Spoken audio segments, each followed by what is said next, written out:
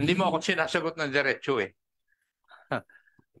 Inaamin mo ba na may binigay kang listahan ng mga pangalan kay Mr. Balbuena na yung listahan na yun may mga pangalan kung sino ang nagbigay at nag-o-offer ng pera sa LTFRB?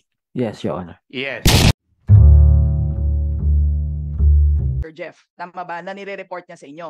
Yes, Na Your Honor. pinaparating niya sa inyo. So, tanong ko, posible ba na hindi lang siya ang ino-offer na meron pang ibang tao na ino-offer na hindi niyo alam? Ma'am, ganito po. Pagpadala niya sa akin, sabi ko, bigyan mo ako ng kopya. Pinadala niya sa akin kung sino itong mga naglagay na, nagbigay na. Nasa akin po 'yon. So, kung Mr. sino Chair. pa po yung sinasabi po na mga nagbigay. Continue ko lang po. So may listahan ho kayo nung binigay ho sa inyo ni Sir Jeff? Kasi may pangalan, sabi niyo po eh. Pangalan po ng mga korporasyon, ng mga bus company o ng mga individuals Na nag-offer o nagbigay? na nag-offer and nakapagbigay na po. Pwede ho namin mahingi ang lista niyo, sir. After po siguro, bibigay ko po sa inyo. Thank you, Definitely, Mr. Chair. kailangan nating ilabas. Siguro po. Thank you, Mr. Chair. Ganun po talaga, Mr. Chair. After po nito, may tumawag din sa akin habang nagpapadala siya ng mga Are you moving, Your Honor, regarding the submission of the list of names? Yes, Mr. Chair. Any second? Second. Any objection? Hearing none. Mr. Mal Balbuena of Manibela is directed to submit the names or the list of names that he has mentioned insofar as this hearing is concerned yes, Your Honor. after this hearing. So, nung una, Mag-submit po kayo after this hearing. yes, Kayo po Your ang Honor. nagsabi nun. Yes, Mr. Chair. Opo. I Mr. Tombado, did you submit a list of names to Mr. Balbuena? Mr. Chair, I'm sorry to interrupt. Before he submits the list, Yes. would the chair prefer that we have an executive session first? No need? They have all said their accusations in public. That's true. So I think there's no reason why we should not make it public. Bahala po sila sa consequences doon sa kuan nila pag-publicize nila ng pangalan. I think they're aware of that. Thank you, Mr. Mr. Tombado Chair. has a lawyer with him. Now, the question is, Mr. Tombado, sinabi ni Mr. Balbuena na meron kang sinabit na mga pangalan na mga nagbigay at saka nag-o-offer. Would you agree to that?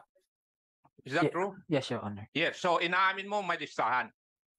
So, kung meron sasubmit si Mr. Balbuena na listahan ng mga pangalan na nagbigay at nag-offer na magbigay ng pera sa LTFRB, authentic yun na binigay mo. Um, Yun ang mga pangalan na binigay mo. Gusto ko rin po muna ma-confirm kung yun po yung aking naipasa sa kanya. Malalaman naman natin yun eh. Yes. Yes, Your Honor.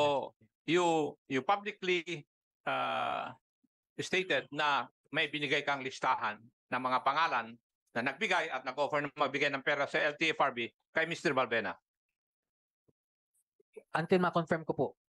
Kaya nga, hindi ko man naman sinasabi na yung mga pangalan na yun ay ganito eh. Pero may sinabit kang listahan ng mga pangalan. Wala po list pero may mga sinasubmit po ako sa kanya na Intindihin mo yung tanong ko, Iho. Hindi mo ako sinasagot ng diretso eh. Inaamin mo ba na may binigay kang listahan ng mga pangalan kay Mr. Balbuena na yung listahan na yun may mga pangalan kung sino ang nagbigay at nag-o-offer ng pera sa LTFRB? Yes, Your Honor. Yes. You publicly admit that? Yes. Okay. Please proceed, Mr. Balbuena. Nung una, habang nagpapadala po si Mr. Tombado ng mga ebidensya, fortunately may tumawag din sa akin na nagkataon po na yung nando doon sa listahan isa doon sa mga biktima po na nagbigay sila ng pera allegedly. Sinabi sa akin. So sabi ko, ano na naman yan? Sabi ko, mag-meet tayo, pakikita ko lahat yung ebidensya ko. So galing po ito sa Central Luzon at kung di ako nagkakamali yung isa sa Cebu na isang malaking korporasyon at malaki din po yung ibinigay base po doon sa listahan. Hindi po alam ni Mr. Tumbado na nakipag-meet ako doon sa isa doon sa mga nasa listahan.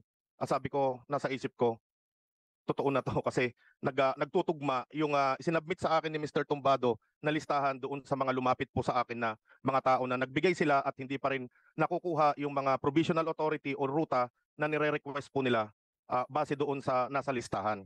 And sabi ko kaya doon sa mga lumapit po sa atin na nagbigay, kasi matagal ko na rin pong mga kakilala to, kung pwede picturean ko tong mga ano na to, ang sabi sa akin ilalabas na lang daw nila. Siguro Mr. Chair, sa susunod na mga pagdinig pwede po silang makaharap. Siguro ibibigay ko na lang yung listahan ng kanilang mga pangalan.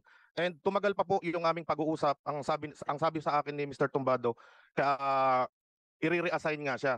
So ibig sabihin, meron ng sigalot sa kanila between Chairman Guadis and Mr. Tumbado. Sabi ko mabigat yata to kasi ililipat daw nga po siya. So lalong sumama yung loob niya na nailipat siya kasi nga may mga pagkukutya sa kanya kung bakit po siya inilipat. So that's why nag-resign siya. And sabi niya sa akin, magpapile siya ng kaso sa ombudsman at after nun magpapa-presscon. Kung po pwede ko siyang samahan. Sabi ko, teka, hindi pa natin ito napag-uusapan ng personal at kukonsultahin ko muna yung aking mga membro para masuportahan ka namin at maipaliwanag ko sa kanila itong gagawin natin. Mr. Kung Chair, sabi niya, sorry to interrupt baka lang mawala sa isip ko. Mr. Chair, may I? Yung listahan na binigay sa'yo ni Sir Jeff, na nagbigay sila, kanino binigay? Meron silang mga pangalan na binigyan nila ng mga pera? nakasulat po ito sa isang note at pinapicturean at pinadala lang po At sa nasa akin. iyo po yun, Opo, Sir Bar. and then kung kanino po napunta, ang sabi niya sa akin noon, napunta po ito kay ganito. So siguro, mamaya baka may idadagdag si Mr. Jeff Tumbado tungkol po dito. I-continue ko lang ho ulit Sige. na kailangan pag nag-file kami, ang sabi niya, pag magpa-file daw, itapat namin ito na birthday ni Chairman Guadis. Sabi ko, alanganin, Friday ito. Hindi ka talaga namin masasamahan. Kailangan kong puntahan yung aking mga miyembro para konsultahin, para makasama ka namin. Mr. Chair, may I again? Sir Mar, the fact na nabanggit mo na sinabi ni Sir Jeff na gawin natin to sa birthday ni Chairman Guadis, palagay ko hindi lang sama ng loob yung meron siya. Kasi kung sama ng loob lang na i-expose mo publicly, parang may isip ko na hindi na sa tamang isip yung gagawa nun. Pero kung napag-isipan na sa birthday gagawin, parang napakasakit na birthday gift nun eh. To someone na pinagtrabahuhan mo ng 7 buwan, meron underlying reason kung bakit gano'n na lang yung galit niya na mag-expose siya ng gano'n kadaming mga detalye, Mr. Chair. So, yun ang gusto kong namin actually malaman, ano yun? Kasi like, sabi ko nga ulit kanina, kung sama ng loob, tapos sinabi sa'yo na parang awa mo na, i-redeem natin yung pangalan ko, hindi yun sapat eh. Para bawiin mo na nasabi mo na sa milyong-milyong tao. Kaya nga ho na umuwi pa yung iba sa amin galing sa probinsya kasi gusto namin malaman yung katotohanan. And at the same time, we want also to clear the name of the chairman. So, And then, that's all, Mr. Chair. And then, Mr. Chair, sabi niya sa akin, masama nga ang loob niya sa mga nangyayari at nalulungkot siya kasi pati yung mga maliliit na talagang mga operator o single operator na lumalapit sa kanila o korporasyon, kaliit-liitan, hinihingan pa. At ang sabi niya sa akin, direktang sinabi ni ganito na kailangan nilang magpapogi para maibigay kay ganito pampapogi. Kaya kami nangungutong. So, yun po yung sinasabi niya. Yung mga binanggit ko hong tao na ito, nabanggit niya pong tao na ito, galing po sa DOTR, sa LTFRB, sa Office of the President, and even the Congress. Na may dalawa daw po na kailangang pagbigyan nito, kaya sila nangungutong para magpapogi at hindi maalis si Mr. Guadis doon sa kanyang pwesto. And then doon sa affidavit niya po na binigay sa akin bago kami nagkita, siguro some other time ilalabas ko kasi kailangan din namin mag-usap. Yung affidavit na sinasabi mo na binigay niya sa iyo, iba pa ba sa dalawang affidavit na naisubmit na rito? Definitely, yes, Your Honor. And Iba. iba po. Iba. Ito po yung ipapile namin sanang kaso bago kami mag-press con. The chair now directs you to submit a copy of that affidavit na binanggit mo. Pero babanggitin ko rin po, Mr. Chair, hindi niya po ito permado pero pinadala niya po sa akin ito. Hindi pirmado. Binadala niya po sa akin ito through Viber. Matagal din niya po itong ginawa. At, Typewritten or handwritten? typewritten po. Alam po ninyo, Mr. Balbena, kung hindi pirmado, sa mata ng batas, scrap of paper lang yan eh. Yes, Your Honor. Kaya nga po sinasabi ko, base lamang po galing sa kanya. Pwede bang pakisubmit nyo na rin Po, po kasi- for the appreciation of this committee? Yes, Your Honor. Thank you. Thank you. And kung ibabase ko si doon sa mga pinadala niya sa aking mga screenshot ng usapan nila ni Chairman Guadis and then nung mga lumabas na na mga nagbigay, parehas po doon sa kanyang salaysay. So hindi ko po sinasabi nito na tama ito. Ang sinasabi ko lamang po ay may ipinigay siya sa akin at ipinadala niya. At dito nga po, sabi ko magkita tayo, nagkita naman kami ng September 25, yung una po kaming nagkita, Mr. Chair, at doon ipinakita niya sa akin, at and then yung mga audio, although hindi ko po narinig lahat, meron po sa kanya. And then sabi niya, isa pang meeting kasi gusto na niyang magpapilabas ito. Sabi ko, hindi pa kami ready, kailangan ko muna talagang kumbinsihin yung aking mga miyembro kasi mahirap kung mag-isa lang ako magdi-decide nito kasi ang dami namin para suportahan ka tapos papalpak lang tayo. And then October 6, nagkita ho ulit kami dahil naimbita niya ako dahil taga-Olonga po yung kanyang lawyer.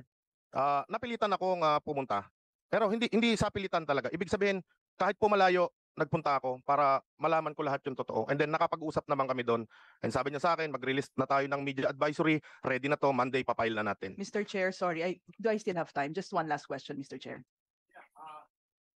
Sorry to interrupt, Mr. Chair. Yeah, before you ask your question, tapos na ba ang enumeration mo, Mr. Balbena? Hanggang October 6 ka na eh. Opo, ito na po yung press con po ng Monday. Pero kaya ho kami sumama, kaya po pala kami nagigipit na may deadline parati. At yung 6912, mga memorandum circular na umiipit sa amin dahil po dito sa korupsyon.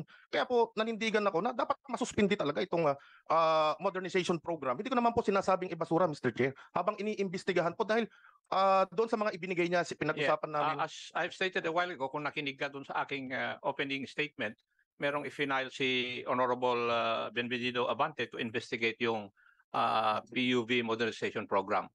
Meron. So Thank you, Mr. siguro yung mga kaisipan tungkol dito at nalalaman, may imbita rin po kayo doon sa hearing ng final na resolution ni Congressman Abante if it will be referred to this committee. So the Honorable Arenas is recognized. Thank you, Mr. Chair. Sir Sir Jeff, pwede ko ba tanong, Sir Jeff, kung totoo nga na may pinadala kang affidavit kay Sir Mar pero hindi mo napirmahan, pero affidavit mo yon? Yes, Your Honor. Thank you, Mr. Chair. Follow-up question lang doon kay Honorable. Doon sa affidavit na hindi mo pinirmahan, totoo lahat yung nandun?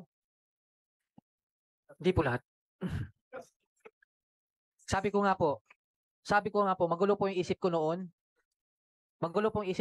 Kaya po kung ano naisip ko. Isa yan sa katunungan Saka ko hindi po mamaya. yan- I will prove to you. Nakwan.